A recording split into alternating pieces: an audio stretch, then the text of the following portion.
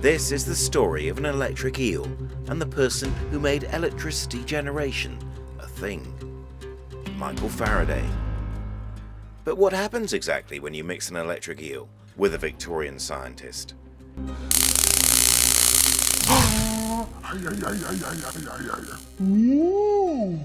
It must have hurt like hell. Electric eels could kill a horse, yet Faraday got shocked again and again, over 30 times. Why?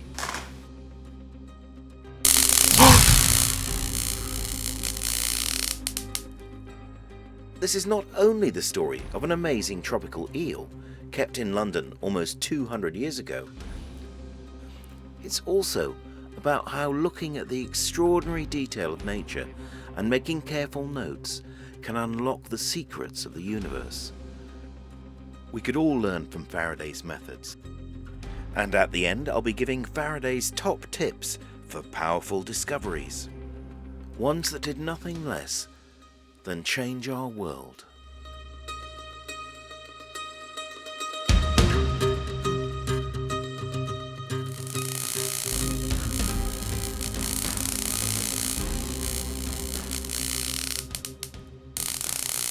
The electric eel, capable of producing 850 volts.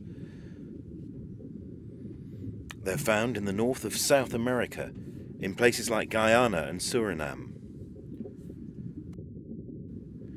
And they're tropical, needing a warm climate. So how did Michael Faraday find one in London in 1838? And why did he spend several months getting painful electric shocks from this marvellous fish? Well, we know exactly why, because of the detail in his notebooks. The most complete of any scientist in history. From his 30s, he wrote a paragraph for almost every thought in his life.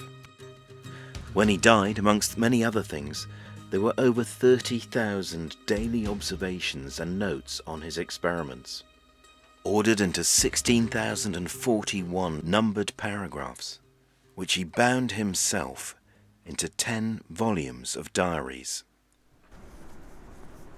Michael Faraday had a few lucky breaks as a child, and born in pre-Victorian England, he became an apprentice to one of London's famous bookbinders.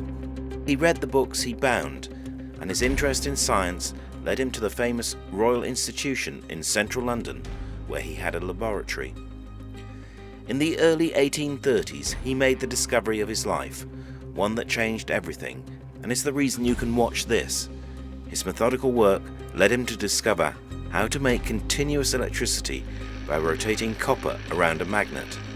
As the disc turned, a current had flowed through the galvanometer. This was the peak of Faraday's achievement. On that day, in October 1831, a continuous electric current was generated by a machine.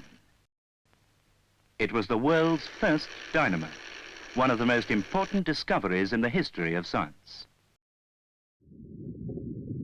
But what's all this got to do with getting electrocuted by electric eels?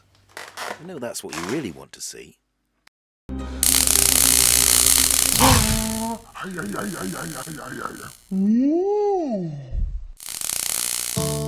Faraday's curiosity knew no limits, and he wanted to learn as much about electricity as he could, and wrote, for example, of his amazement at seeing the northern lights south of London, an unusual occurrence, and now known to be caused by electrically charged particles from the sun. 15th of September, paragraph 4978. This evening at 9 o'clock, there was a fine aurora borealis at Brighton, where I saw it. Streamers, much general light in the northwest, and 2 strong streaks or streams in the sky in the southwest, high above. All these streams pointed not to the zenith, but to a point 20 degrees or more southeast of the zenith. There had been an aurora 2 nights before, but I didn't see it. He even once stretched a wire right across the Thames at Waterloo Bridge, because he thought that rivers could make a small electric current when they crossed the Earth's magnetic field. He was right, but the effect was too small to measure with the instruments of the day. So when he heard rumours of a fish that could give a massive electric shock, he immediately wanted to find one. But that was a problem in Victorian England, because they lived in South America. He wrote to some officials, but heard nothing. But only a year later, he had a stroke of luck. A forerunner of the Science Museum, now at the site of Cootes Bank on the Strand, known as the Adelaide Galleries, had acquired an electric eel for their exhibition.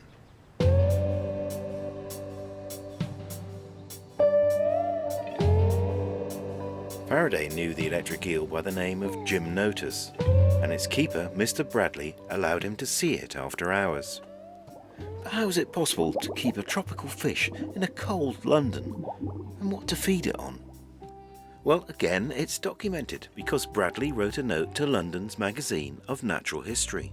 My dear sir, the Gymnotus was brought to us on the 12th of August last, obviously in a very debilitated state, owing, as I conjecture, to the improper treatment it had been subjected to on the voyage to this country. My first care was to remove it to an apartment, the temperature of which could be maintained at about 75 Fahrenheit. He detailed his work with Faraday and how the eel was kept. Boiled meat cut small was put in the water for its food, but the animal would neither touch the meat nor worms, small frogs, fish or bread, which were all tried in succession. Recourse was then taken to a plan adopted by the London fishmongers for fattening the common eel, that of putting bullock's blood into the water in which they are kept. This being practised with the Gymnotus, care was taken to change the water daily. It was obvious that the plan had beneficial effects on the animal, which gradually improved in health. I remain, my dear sir, yours very truly, Thomas Bradley.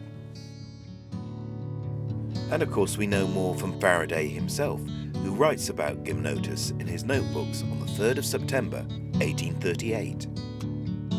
At the Adelaide Gallery to make a few experiments with Gymnotus. It was brought to this country 4 weeks ago, about 3 feet 6 inches. It's in a round, large tub of warm water. I had a few shocks and found when one hand was put in the water, it was 8 inches deep, the electric shock was comparatively trifling. But with 2 hands, one towards the head and the other towards the tail, very powerful shocks were given. Using a galvanometer which deflects a needle with the current direction, Faraday determined that the head was positive and the tail negative. It was like one big giant battery.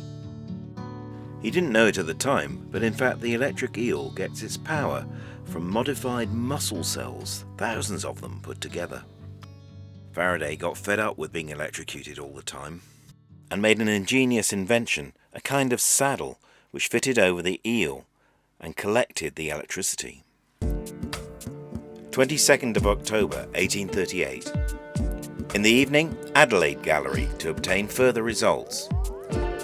The saddle conductors were covered by sheets kept in form by attached pieces of whalebone.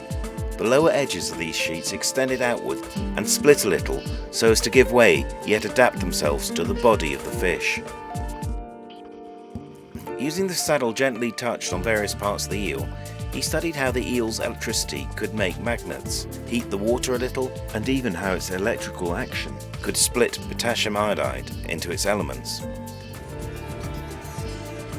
With his friend's hands around the eel in the water, he also determined that there was a kind of electric field all around the fish when it gave a shock. 16th of October 1838. Mr. Gassiot had his hands in the water at 5 and 6.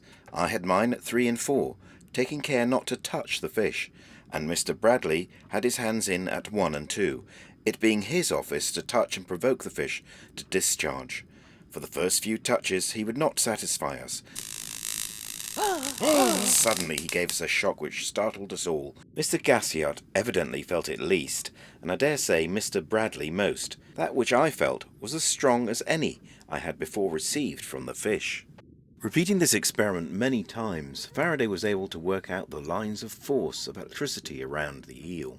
In fact, the concept of electric fields was introduced by Faraday and not generally accepted until many years later, and his study of the electric eel further convinced him of electric fields. Was all this cruel to the electric eel? For sure.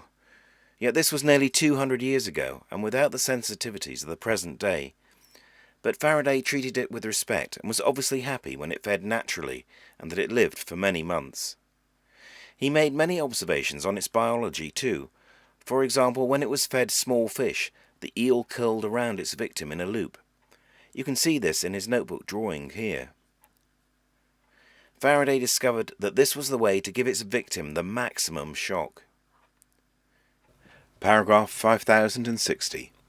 On putting a live fish in, about 6 inches long, the gymnotus was instantly active and killed it at once in a remarkable manner. It was dropped in by the side of his neck. He instantly made a sort of coil or circle round, and there was a fish dead and still, with its side floating to the light. He had killed it in an instant. Faraday's study of the eel in the autumn of 1838 helped form his understanding of electric fields, but it also shows how powerful his methods of discovery were, using everything at his disposal. Although he had no proper instruments for measuring electric fields, he just used his hands. He even got his friends involved, so he could look at the shape of the fields. He looked for clues in nature about electricity everywhere, even looking at the sky for the northern lights. And that is why he sought out an electric eel that somehow was able to produce a strong source of electricity, stronger than anything he could make at the time. He was looking for more clues. All meticulously recorded in his awesome notebooks. His numbering system gave him a database of cross-references that he could look at and remember exactly as they happened. And he even used a cut and paste method to compare observations side by side. So what can we learn from this? What would Faraday's tips be on discovery? It's an interesting thing to reflect on briefly, particularly if you're a student or researcher yourself. Firstly, keep an open mind. Be interested in everything you see in nature, but especially effects and creatures that are already doing the thing you're looking for. Secondly, keep good and frequent notes and make a numbering system so you can retrieve ideas. Thirdly, work out how each observation relates to each other, cutting and pasting the order of your ideas, or doing it on the modern computer equivalent, to bring a story to life that you didn't see before. Immediately before he discovered how to make electricity, Faraday had been studying vibrations of sand on plates, as well as optical illusions caused by spinning wheels. It made him realize that many things in nature can come from microscopic effects that make the bigger picture, such as the small amounts of electricity produced when a magnet and a wire meet. And it was those seemingly unrelated studies that tipped him into understanding how to make continuous electricity with a dynamo. Of course, today we have computers, but these ideas, an open mind, meticulous notes, and the sorting of information still stand as powerful methods to discovery. As Faraday's work on the eel, strange but imaginative, shows us. His study of the eel in 1838 helped him understand electric fields and was part of the process that changed our world forever and lit up our cities.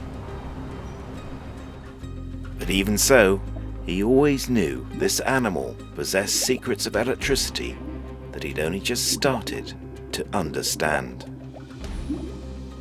In 2016, Faraday's 10 notebooks were honoured by being inscribed into the UNESCO Memory of the World Register.